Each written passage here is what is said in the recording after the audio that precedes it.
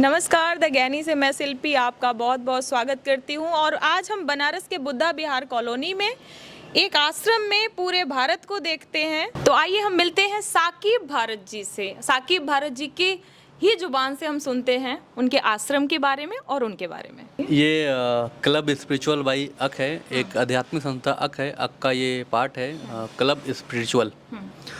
Club नाम इसलिए है कि आपने बहुत सारे नाम सुने होंगे, बनारस क्लब, रोटरी क्लब, या अलग अलग शहरों में अलग अलग क्लब होता है, क्लबिंग होती है। तो उसमें एक मिनिमम फीस होती है और उसमें अलग अलग दिनचर्या, अलग अलग प्रोग्राम्स होते हैं कि बहुत सारे जो शहर के मानिंद लोग होते हैं, एलीट लोग होते हैं, वहाँ से जुड़ते हैं। लेकिन बाकी क्लबों में आपको मिलता ही है कि शराब का सेवन होता है, नाच गाना होता है, एक दूसरे जलन की भावनाएं रखी जाती है।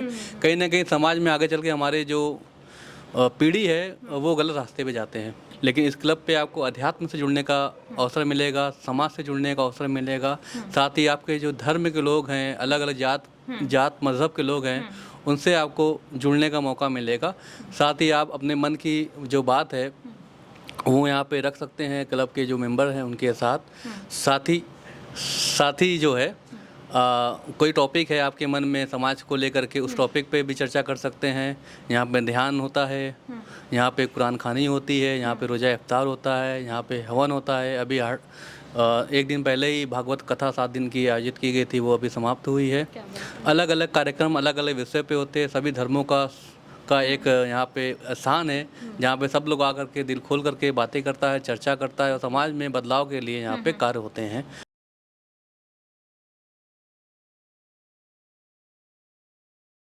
साकिब भारत में भारत क्या है, इसकी जरूरत क्यों पड़ी? बहुत बहुत धन्यवाद कि आप लोग यहाँ पे आए। स्वागत है क्लब स्पिरिचुअल बाई अक में शिल्पी जी का। एक्चुअल में मेरा नाम साकिब खान था 2013 में, और एक कैरेक्टर अवार्ड हो रहा था। वो अवार्ड उस व्यक्ति को दिया जाता है जिन्होंने समाज के लिए कार्य किया हो। एक जब पौधा होता है उसकी हम सेवा करते हैं, जब बड़ा हो जाता है वो पौधा जो है बिना कुछ मांगे छां भी देता है, फल भी देता है, सब्जी भी देता है, हर एक तरीके से अपने आप को पूरी तरीके से समाज के लिए समर्पित कर देता है। उस व्यक्ति को अवार्ड दिया जाता है। तो मैं इस भाग्यशाली कहूँगा अपने आप को कि गुरु जी के माध्यम से एक हमें अवार्ड दिया गया था, कैरेक्टर अवार्ड। तो उसमें हमने एक संकल्प लिया था विशाल वर्मा जी के साथ कि आज से हम लोग अपना टाइटल छोड़ करके नाम के जो बाद सरनेम होता है, चाहे खान हो या ठाकुर हो, ब्राह्मण हो, हटा करके केवल भारत लगाते हैं। और आज से हम लोग ये बोलते हैं कि आज से हमारी जो पहचान हो भारत के रूप में हो। तो तब से हम लोगों ने नाम के साथ टाइटल छोड़ करके भारत लगाया था। वो वर्मा थे, उन्होंने भारत लगाया था, मैं खान था, भारत लगा दिया था ताकि हमारी जो पहचान हो भारत के रूप में हो, पूर्ण रूप से समर्पित देश को। हाँ जी। हम भारत है अभियान का विचार कैसे आया आपके मन में? समाज में जो जातिवाद फैल रहा था, उस जातिवाद में बहुत सारे लोगों को जो सुविधाएं मिलनी चाहिए, जो सम्मान मिलना चाहिए, वो सुविधाएं, वो सम्मान नहीं मिल रहा था। तो हमें लगा कि हम इस दीवार को क्यों ना गिराने का काम करें। तो सबसे पहले हम लोगों ने कदम आगे बढ़ा करके अपने नाम के उपनाम को त्याग करके भारत लगाया, ताकि कोई भी व्यक्ति जो है अलग अलग जाति से ना पहचाना जाए, छोटी जाति से ना पहचाना जाए, बड़ी जाति से ना पहचाना जाए, केवल भारत के रूप में पहचाना जाए कि शिल्पी हैं तो शिल्पी सिंह नहीं, शिल्पी भारत है। तो इसमें अंदाजा लगाना मुश्किल होगा कि आप किस कास्ट की हैं, आप हिंदू तो हैं लेकिन ब्राह्मण हैं कि यादव हैं कि ठीक ठाकुर हैं, तो ये आप पहचानना मुश्किल होगा। तो आप हमारे कद के बराबर होंगे। ये ऐसी सोच हम लोगों ने ये इसलिए लगाई कि ताकि आने वाली जो पीढ़ी हो, केवल भारत वाली पीढ़ी हो, जो हमारे बच्चे हों वो भारत टाइटल्स के साथ जिए, ताकि समाज में एक समान से रूप समानता हो। कहने का मतलब एक टाइटल ही नहीं चेंज करना, भारत के लिए एक अपनी पहचान, जाति धर्म को एकदम परे रख के हम भारत के लिए संपूर्ण रूप से समर्पित हैं। आने वाली पीढ़ी हमारी बिल्कुल बिल्कुल बिल्कुल। बहुत ही अच्छा विचार है आपका। आप स्वच्छ भारत मिशन के ब्रांड एम्बेसडर रहे, अनुभव कैसा रहा आपका? बहुत ही अच्छा अनुभव रहा। हुआ ये कि बचपन से ही सफाई की आदत रही और मुस्लिम समाज में जन्म हुआ मेरा, और इस्लाम में भी है कि सफाई आधा ईमान है। तो अगर आप साफ हैं तभी आपकी नमाज भी मुकम्मल है, आपकी प्रार्थना भी मुकम्मल है, और आप हर एक अच्छे काम करने के लिए साफ सुथरा होना जरूरी है। तो बचपन से ही जब घर की सफाई हम किया करते थे, अपने रूम की सफाई, फिर बाहर की गलियों की सफाई करते थे। फिर अलग अलग हम लोग टीम बना करके कहीं भी गंदगी है वो, तो चूंकि उतना पहले सपोर्ट नहीं था किसी विभाग को जानते भी नहीं थे, तो खुद से हम लोग साफ करने का काम करते थे।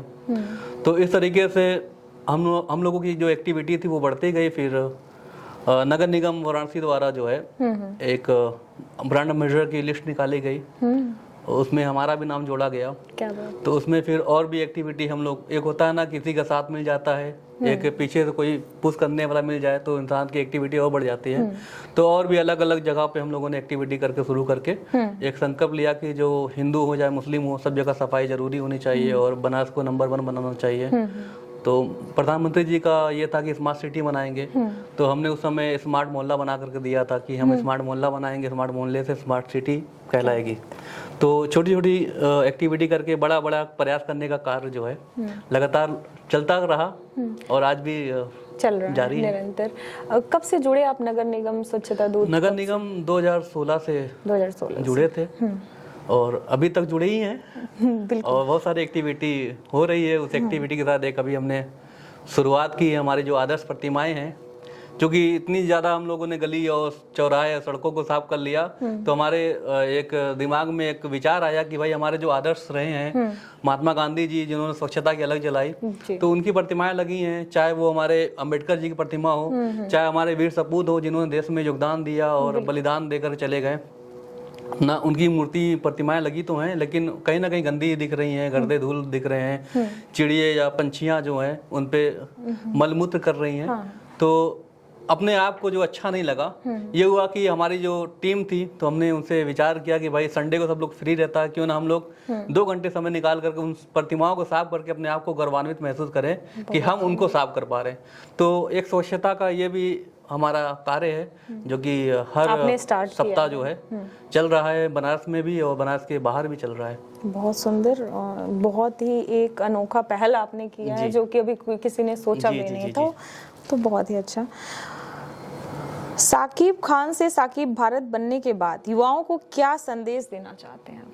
देखिए, साकिब खान से और साकिब भारत का जो सफर रहा है, पहले तो आम युवा के तौर पे हम दिखाई देते थे। जब से हमने भारत लगाया, हम ये भी बोल सकते हैं कि जिस तरीके से नाम के आगे जब पिताजी का सरनेम लगाने का चलन चलता था, तो पिताजी को कोई गलत शब्द बोलता था, खुद को बड़ी तकलीफ होती थी। तो जब से हमने भारत शब्द का इस्तेमाल अपने नाम के साथ जोड़ा, तब से हमें लगता है कि भारत की हर समस्या जो है खुद की समस्या है। हमें लगता है कि बाहर कोई अगर से पानी पीकर एक बोतल फेंक भी दिया है, तो हम नगर निगम का या उस कर्मचारी का इंतजार क्यों करें, बोतल को खुद हम हटा करके डस्टबिन में डाल दें और उस पर विचार करें, फेंकने वाले पे काम करें कि वो फेंका क्यों, उस पर हम इतना वो करें, कार्य करें, इतना उनको बताएं, अवेयर करें, ताकि वो बोतल जो है दोबारा से ना फेंकने पाए। और खुद हाँ बिल्कुल, और खुद उठा के अगर ऐसी गलती कर दी है तो उनके दिमाग में वो क्लिक करना चाहिए कि नहीं, आपने ये अलग जगाई है, तो हमें ऐसा नहीं करना। बिल्कुल, क्योंकि हमें तब से मतलब हमारे अंदर विचार आ गया कि शिल्पी जी जो हैं भारत हैं, सुजीत जी हैं भारत हैं, संदीप जी हैं भारत हैं। हम जो भारत का जो स्वरूप है हम व्यक्ति के रूप में देखते हैं। ये हमारा भारत, लोग बोलते हैं भाई भारत माता हमारी है, भारत हमारी जमीन है, भारत हमारी दीवारें हैं। हमें लगता है भारत व्यक्ति है। अगर व्यक्ति अस्वस्थ है, हमारा भारत अस्वस्थ है। व्यक्ति अगर से आर्थिक रूप से कमजोर है तो भारत आर्थिक रूप से कमजोर है। व्यक्ति अगर से विकलांग है तो भारत हमारा विकलांग है। तो हमें व्यक्ति को मजबूत करना है। जब व्यक्ति स्वस्थ होगा, आर्थिक रूप से मजबूत होगा, शिक्षित होगा, तो भारत हर रूप से जो है बड़ा मजबूत रहेगा, बड़ा बलिदान बलवान रहेगा, हर एक व्यक्ति से जो है लड़ने के लिए सक्षम रहेगा। ये मेरा मानना है। हम व्यक्ति के रूप में भारत देखते हैं। बहुत सुंदर विचार हैं युवाओं के लिए आपके। सभी विषय को हिंदू मुस्लिम में बांट देना हम समाज को किस ओर ले जा रहे हैं? देखिए, उदय प्रताप जी ने एक कविता में कहा था, ना तेरा है ना मेरा है, ये हिंदुस्तान सबका है, नहीं समझी गई बात तो नुकसान सबका है, मिल गई जो नदियां दिखलाई नहीं देती, महासागर बनाने में योगदान सबका है। हमें लगता है भारत को बनाने में हिंदू मुस्लिम सिख ईसाई सभी धर्मों का, सभी मजहबों का साथ रहा है, तभी इतना खूबसूरत भारत, गंगा जमुनी जो तहजीब का हम नाम देते हैं, एक जोड़ते हैं ताना बाना, तो ये सभी लोग का बनाया हुआ है। अगर से हम इसको तोड़ने का काम कर रहे हैं, कहीं ना कहीं भारत माता जिसको हम बोल रहे हैं वो खुश नहीं है, वो दुखी हैं, क्षति पहुंच रही है। एक होता है ना कि आपकी माता जी हैं और उनके बहुत सारे बच्चे हैं, तो माँ चाहेंगी हर एक बच्चा जो खुशहाल हो, हर बच्चा जो है अपने आप में मजबूत हो। और कोई बच्चा अगर से घर के बाहर चला जाता है उसकी चिंता उसको होती है। कोई बच्चा अगर से आर्थिक से कमजोर होता है, माँ को चिंता होती है। वर्तमान में महिलाओं की स्थिति पर क्या विचार हैं आपके? हमें लगता है कि वर्तमान में जो महिलाएं हैं पुरुष से ज़्यादा कहीं मजबूत हैं और अपनी जिम्मेदारी, अपने कार्यशैली के साथ समाज को योगदान भी दे रही हैं। हमें लगता है सरकार भी उनके साथ है और बहुत सारे कानून ऐसे ही बनाए कि पुरुष जो है बहुत सिमटा हुआ उनके सामने रहता है। और हमें लगता है कि जो नारा मोदी जी ने दिया, सबका साथ, सबका विकास, सबका विश्वास और बेटी बचाओ बेटी पढ़ाओ, ये सब सफल हो रहे हैं और सामने दिख भी रहा है। और महिलाएं भी कई पुरुषों से ज़्यादा कदम आगे बढ़ा करके समाज का भी कार्य कर रही हैं, अपने घर का भी कार्य कर रही हैं और साथ में सपोर्ट भी मिल रहा है सरकार का भी उनके साथ। जो महिलाओं की समस्याएं हैं उस पे आप क्या कहना चाहेंगे? कई तरह की समस्याएं हैं, जैसे आप चाहे हाथरस से लेके ये मणिपुर का घटना को लेके आप कहेंगे, चाहे निर्भया कांड हुआ, चाहे बहुत तमाम तरह की जो महिलाओं के साथ समस्याएं हो रही हैं, उसके लिए आपके विचार क्या हैं? क्या कहना चाहेंगे कि महिलाएं सशक्त तो कह रहे हैं आप कि सशक्त हो रही हैं, बट कितना सुरक्षित हो पा रही हैं? उनकी समस्याओं को समझने वाला कितना, मतलब कौन सा कानून लागू हो पा रहा है कि फास्ट उनके लिए कोई पहल की जाए? कोई विद इन सेकेंड उनके साथ कोई बलात्कार करता है तो उनके साथ क्या होना चाहिए? उस पे आपके विचार क्या है? देखिए, देश भर में बहुत सारी समस्याएं खबर के माध्यम से मिलती है कि महिलाएं कहीं बहुत ज़्यादा मजबूत हैं, शक्तिशाली हैं, तो कहीं बहुत ज़्यादा कमज़ोर भी दिखाई पड़ती हैं। और सरकार ने महिलाओं के पक्ष में बहुत सारे कानून भी बनाए हैं। हमें लगता है उस कानून से बहुत सारे जो लोग पुरुष होते हैं उस कानून से उनको क्षति पहुंचती है, क्योंकि अधिकतर जो है उनका फ़ायदा उठा करके लोग उस पर आरोप भी लगाते हैं। और पुरुष के पास ऐसे कोई वो भी नहीं होते, ना कदम होते हैं, ना उनके पास कोई कानून बना हुआ है कि पुरुष अपनी बात को कह सके। कई महिलाएं तो इतनी ज़्यादा मजबूत हैं और कई महिलाएं जो हैं इतनी कमज़ोर हैं कि उनको जो है निर्वस्त्र करके घुमाया जाता है, दौड़ाया जाता है।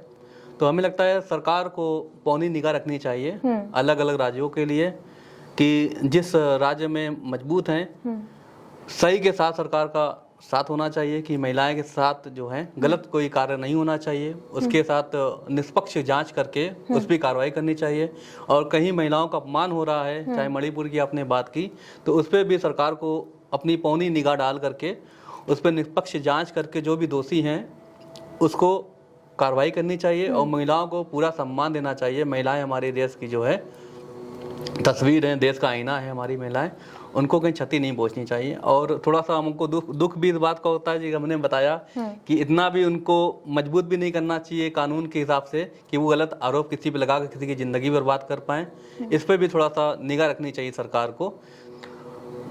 सही के साथ सही होना चाहिए, गलत के साथ गलत होना चाहिए, इतना ही महिलाओं के लिए तो बोलना आकलन चाहेंगे। कैसे कर पाना कि कहाँ की महिलाएं कितनी सशक्त और कितनी सुरक्षित और कितनी मजबूत हैं और आरोपित जो महिलाएं हैं वो कहाँ की हैं? ये आकलन आप कैसे कर सकते हैं? कितने राज्यों की महिलाएं कैसी हैं, कितने डिस्ट्रिक्ट में, आप कितने जगह की बात कर लीजिए, राज्य डिस्ट्रिक्ट तो एक अलग चीज हो गया, आप यहीं से दूसरे घर की बात कैसे कर पाएंगे कि किस कौन सी महिला सही बोल रही है? आकलन कैसे कर पाए हम? देखिए, ये निष्पक्ष जो जांच होती है पुलिस द्वारा, वो सरकार कैसे प्रशासन द्वारा होती है। किसी पुरुष पे अगर से महिलाओं ने कोई आरोप लगाया तो उस विभाग को चाहिए कि उसकी निष्पक्ष जांच करके उसकी पूरी डिटेलिंग जो है बायोडाटा निकाल करके उसको देखे कि कितना ये सत्य बोल रही हैं, कितना ये सही हैं। पुरुषों को डराने की जगह उनको एक समझा करके उनको बात करना चाहिए। आजकल होता ये है कि कोई भी महिलाएं किसी भी पुरुष पर आरोप लगा दे रही है, उसके खिलाफ कोई भी बोलने वाला नहीं है, किसी से आप पैरवी नहीं कर सकते। वो बोलते हैं महिलाओं का मामला है, हम तो भाई नहीं बात करेंगे। पुलिस भी बोलते बहुत बड़ी घटना हो गई है, अब महिलाओं ने आपके लिए जो है इल्जाम लगा दिया, आप बच नहीं सकते हैं। तो ऐसी जो धमकियां हैं ये भी नहीं देनी चाहिए, ताकि पुरुष का जो मनोबल भी गिर जाए और वो जो है समाज में कहीं आईना अपनी शक्ल दिखाने लायक ना हो। बहुत सारे पुरुषों को आपने देखो, मीटू जब आया बहुत सारे महिलाओं ने अलग अलग लोगों पे 50 साल बाद आरोप लगा दिया, 20 साल बाद आरोप लगा दिया कि इन्होंने हमारे साथ यौन जो है संबंध बनाए थे, हमारा शोषण किया था। हम यही कहना चाहेंगे कि अगर से आपको कुछ समस्याएं हैं, तो कुछ तकलीफ हैं, तो आप तुरंत उसका विरोध कीजिए। जब तक देखिए आप विरोध नहीं करेंगे तब तक जो है आप किसी को कहना बेकार होगा। एक होता है ना कि अगर से हम किसी कार्य को करने के लिए खुद हम नहीं जाते तो वो कार्य कोई करा नहीं सकता, नहीं है ना। तो महिलाओं से यही कहेंगे कि आप किसी भी दबाव में आकर के किसी भी पुरुष का जो है किसी मतलब भी पुरुष आपका के कहना पास है कि किसी महिला को दबाव दिया जाता है तभी वो आरोपित किसी पुरुष को करती है। हाँ, तो भी किसी के हाथ पीछे पुरुष का ही हाथ है। नहीं, मेरा कहने का मतलब ये था कि अक्सर होता है ना कि हमें नेम और फ्रेम के चक्कर में हमें किसी से पास जाना पड़ा उनकी मदद लेने के लिए, ठीक है। जब आपको मालूम है कि आपके साथ ये हादसा हो सकता है तो आप पहले ही उस हादसे से निकलने के लिए आप उस पे जाइए ना। आपको नेम फ्रेम लग रहा है कि आपको गलत कार्य करने की वजह से नेम फ्रेम मिल रहा है, अब उस तरफ ना बढ़िए। और जो बाकी महिलाएं उनको भी आप बताइए कि वो पुरुष जो है सही व्यक्ति नहीं है, मैं तो उससे बच के आगे तुम भी बचो। तब जाकर महिलाओं को सुरक्षा मिलेगी, जानकारी मिलेगी कि हाँ इस आदमी को हमको बाइकाट करना है। जब आप उस आदमी जुड़ करके आप उस नेम फ्रेम को ले लेंगे फिर उसके बाद आरोप लगाएंगे तो हमें लगता है ये कहीं ना कहीं गलत है। तो हमें लगता है कि जो भी कानून मिला है उसका सदुपयोग होना चाहिए। जो आरोपी हैं, जो तकलीफ दे रहे हैं, उन पे केस लगाइए, उनको जेल भेजिए। हम महिलाओं के पक्ष में हैं, विपक्ष की बात नहीं कर रहा, अच्छाई की बात मैं कर रहा हूँ। बात पक्ष और विपक्ष की नहीं, मैं ये अक्सर होता है ना कि बहुत सारे लोग इंटरव्यू देखेंगे, बोलेंगे महिलाओं के विरोध में बात कर रहे हैं। नहीं, ये महिलाओं के विरोध में बिल्कुल नहीं है, लेकिन कहीं ना कहीं से 2% तो चाहे महिला ऐसी, जैसे मैं मॉडलिंग शो में जज के तौर पे भी गया था हाल ही में, तो वहाँ के पत्रकार ने बोला कि बहुत सारे लोगों को समझौता करना पड़ता है आगे जाने के लिए। तो हमने बोला कि उस महिला को समझौता करने की आवश्यकता क्यों? अगर लग रहा है कि व्यक्ति गलत है, उसको एक चप्पड़ मार कर पहले तुम पीछे हट जाओ, दूसरे व्यक्ति को तुम बताओ ये व्यक्ति गलत, के पास जाना नहीं है, क्योंकि ताकि समाज से बाइकाट होगा, वो व्यक्ति उस लायक नहीं होगा दूसरे व्यक्ति पे जो है उंगली उठाने का या गंदी निगाह डालने का काम करेगा।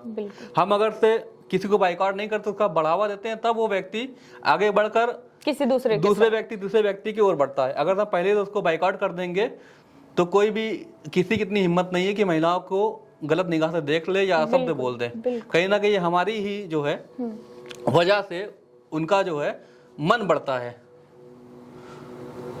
ये आपका अनुभव? ये हमारा अनुभव रहा है, क्योंकि बहुत सारे लोग ऐसे आए हैं जिन्होंने थप्पड़ मार दिया, जिन्होंने विरोध कर दिया, वो सुरक्षित रहीं, उन पे कोई उंगली नहीं उठा पाया, और जिन्होंने आप समझ सकते हैं। तो ये सारी चीजें हैं। तो वही जो भी घटनाएं हो रही है मणिपुर में हो रही है या कहीं भी हो रही है, सरकार को निष्पक्ष जांच करके महिला निर्वस्त्र क्यों हो रही है इस पे बड़ा प्रश्न है, विचार करना चाहिए और सरकार को आगे आकर बात करना चाहिए। ऐसी वजह क्यों बनी, ऐसा माहौल क्यों बना, उस पर जांच होनी चाहिए।